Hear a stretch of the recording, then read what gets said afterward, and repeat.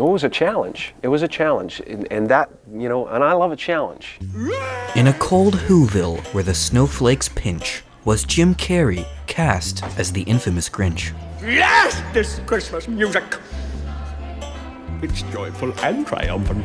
From this big, I mean, you know, the Grinch was the coolest thing in the world. This character was so special to me growing up, and everybody I know.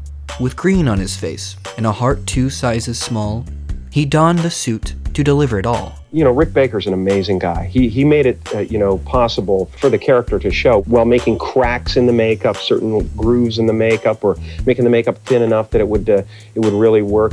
But oh, the makeup, a daily ordeal. Hours in the chair, he'd grit and he'd kneel. Literally, the makeup was like being buried alive every day. It was about 3.5 hours of makeup, then, you know, another half for the suit, and then you just knocked on the coffin wall and said, "I'm still alive! I'm still alive! Don't bury me!" Prosthetics and fur, the glue and the heat made the whole process far from sweet. The first day was 8.5 hours, and I went back to my trailer and put my leg through the wall, and I told Ron Howard I couldn't do the movie. He felt like a prisoner in a Grinchy disguise, frustration and sweat clouding his eyes. After a couple of weeks, I was freaking out in this stuff. 2 weeks of absolute discomfort and kind of freaking out about it, thinking, I don't know if I'm going to get through this. A Navy SEAL trainer helped him endure, teaching him calm through a makeup tour. After a couple of weeks, they actually brought a guy in who was a Navy SEAL to teach me pain deferment. Everything you see, turn the television on, change a pattern, have someone you know come up and smack you in the head. What you do is you'll like hit yourself or pinch yourself or whatever to get out of your discomfort. Punch yourself in the leg, or smoke as much as you possibly can. But Jim pushed through, his spirit intact, knowing the kids deserved his act. Acting is always some kind of a challenge, either emotionally or physically or whatever. This one was tremendous because it was so uncomfortable and so restrictive that, you know, when they say action, none of that can matter. You have to be the Grinch. The funny thing is, something happens when they say action, you know, and that's when the fun begins. Even with the suit, Right. you know, you just can't help but get carried away with this stuff. It was easy to lose myself once they said action. He brought the Grinch to life, sly and wild.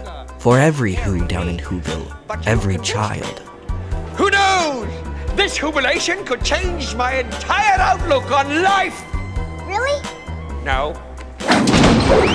Though the days were tough, his joy was immense, giving laughter and magic worth every expense. The contacts in your eyes and all that stuff, it was very uncomfortable, but at the same time, you're doing the Grinch. The Grinch! And the Grinch was an icon to me growing up. You know, it's just as So it was important as worth Santa every Claus minute to me. in that makeup chair. Absolutely. So here's to Carrey, who made the green stick, turning misery into a holiday flick. How it happened, my gosh, I don't know, but I'm so gratified by the idea that's, you know, one of the Yule logs people go to. And so when it pops up every year, I'm really happy about it. It's a lovely thing. I just wanted to do it justice, and I think the movie does do it justice. It gives you that feeling. It tells you that we all need to belong, and that no one is unreachable. Well, that worked out nicely.